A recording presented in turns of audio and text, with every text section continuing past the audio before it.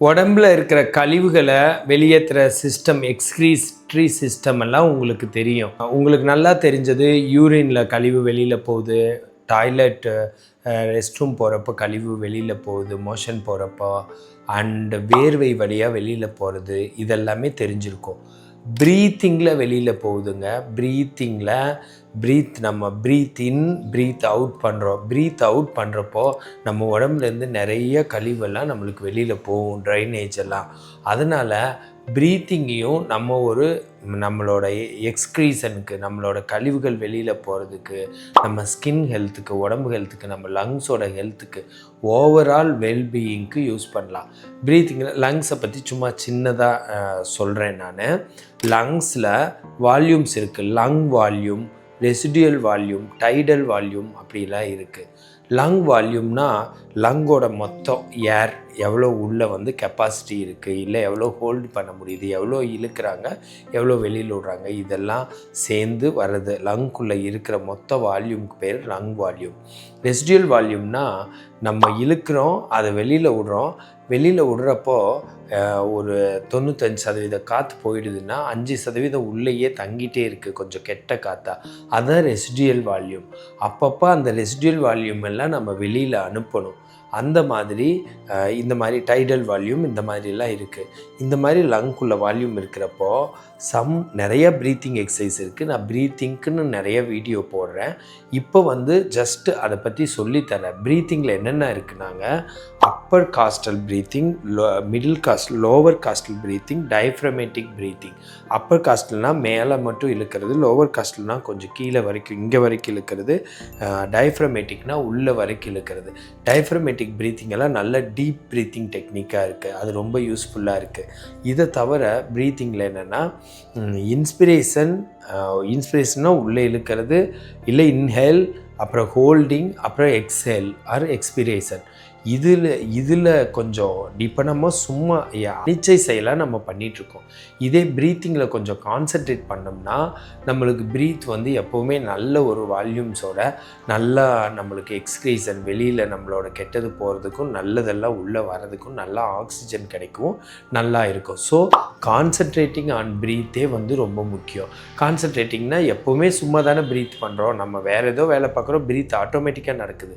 Breath மேலே நல்லா இழுக்கிறோமா, hold பண்ணுறோமா, விடுறோமான்னு கான்சென்ட்ரேட் பண்ணுறதே ஒரு நல்லது. இன்றைக்கி நான் ஒரு ப்ரீத்திங் எக்ஸசைஸ் மட்டும் சொல்லித்தரேன். அது உள்ளே இருக்கிற ரெசிடியல் வால்யூம் வெளியில் போகிறதுக்கு. என்னன்னு கேட்டால், உள்ளே இழுக்கிறது இன்ஸ்பிரேஷனை ஓரளவுக்கு மீடியமாக வச்சுட்டு, ஹோல்டையும் ஓரளவுக்கு மீடியமாக வச்சுட்டு, எக்ஸ்பிரேஷனை கொஞ்சம் அதிகமாக வைக்கிறப்போ நல்லா உள்ளே இருக்கிற கெட்ட காற்றெல்லாம் வெளியில் போகிறதுக்கு ஆகுது. ஃபார் எக்ஸாம்பிள், இன்ஸ்பிரேஷன் 7ன்னு வச்சுக்கோங்க. 7 கவுண்ட்டுக்கு இன்ஸ்பிரேஷன் உள்ளே இழுக்கிறது இன்ஹேல், அப்புறம் ஹோல்டு பண்ணுறது, அதை ஹோல்டு பண்ணுறது ஒரு 7 கவுண்ட்டு, அப்புறம் அதுலேருந்து எக்ஸ்பிரேஷன் வெளியில் மூச்சை விடுறது ஒரு 9 கவுண்ட்டுன்னு வச்சுக்கோங்க.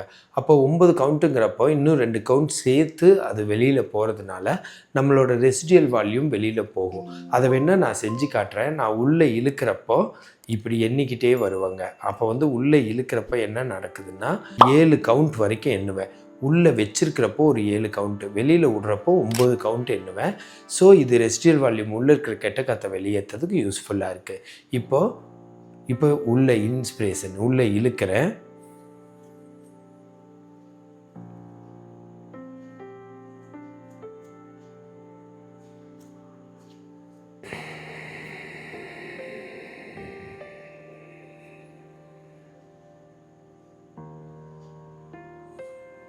இப்போ என்ன பண்ணேன்னா உள்ளே 7 கவுண்ட் இழுத்தேன், உள்ளே 7 கவுண்ட் வச்சுருந்தேன், வெளியில் 9 கவுண்ட்டுக்கு விட்டேன். அந்த மாதிரி விடுறப்போ நம்மளோட கெட்ட காற்று வருது.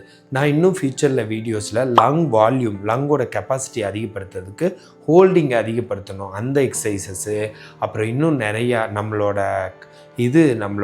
ஏர் வேயை சுத்தம் பண்ணுறதுக்கு நிறைய எக்ஸசைசஸ் இருக்குது. அந்த மாதிரி ஃபோர்ஸ்டு எக்ஸ்பிரேஷன் எக்ஸசைசஸ்ஸு, அப்புறம் இப்படி வச்சு ஒவ்வொரு இதுக்கு போகிறது, இது மாதிரி இருக்கிறதுனால அதை ஒவ்வொரு வீடியோவில் நான் பிரித்து சொல்லித்தரேன். இந்த மாதிரி ப்ரீத்திங்கும் நம்மளோட ஹெல்த்துக்கு ரொம்ப முக்கியங்கிறது தெரியும்னாலும் நிறைய பேர் மறந்துருப்பீங்க. அதனால் ஞாபகப்படுத்தி விட்றேன். Concentrate on your breathing. அதுவும் நம்மளை ஹெல்த்தியாக வச்சுருக்கோம். அது கிரானிக் பிராங்கைட்டிஸ், பிராங்கிக்டேசிஸ், பிராங்கியல் ஆஸ்துமா அப்புறம் டஸ்ட் அலர்ஜி இதிலிருந்தெல்லாம் நம்ம ஓரளவுக்கு தப்பிக்கிறதுக்கு அது யூஸ்ஃபுல்லாக இருக்கும். அதை தவிர ஏகப்பட்ட ப்ராப்ளம்க்கு லங் கேன்சர் வர்றது கூட ப்ரீத்திங் எக்ஸசைஸ் ரெகுலராக பண்ணால் ஒரு சின்ன பர்சன்டேஜ் அளவுக்கு அவாய்ட் பண்ண முடியும். அப்புறம் ப்ரீத்திங் நம்ம பண்ண ஆரம்பித்தோம்னா நம்மளுக்கு ஸ்மோக்கிங் மாதிரி பேட் ஹேபிட்ஸ் இருக்காது. ஏன்னா ப்ரீத்திங் பண்ணுற அளவுக்கு நம்மளுக்கு ஹெல்த் கான்சியஸ் இருக்கிறப்போ ஸ்மோக்கிங் மாதிரி பேட் ஹேபிட்ஸ்க்கு போக மாட்டோம்ல. So concentrate on your breath கூட நம்மளோட எக்ஸ்க்ரீஷனை வெளியேற்றுறதுக்கும் நம்மளோட ஹெல்த்துக்கும் மோஸ்ட் இம்பார்ட்டண்ட்டாக இருக்குது. ஸோ இந்த மாதிரி ஹெல்த் டிப்ஸ் வேணால் என்னை ஃபாலோ பண்ணுங்கள். ஃப்ரீ ஃபிசியோதெரப்பி கன்சல்டேஷன் வேணால் எனக்கு கால் பண்ணுங்கள். நான் பிரகாஷ், ஃபிசியோதெரபிஸ்ட்.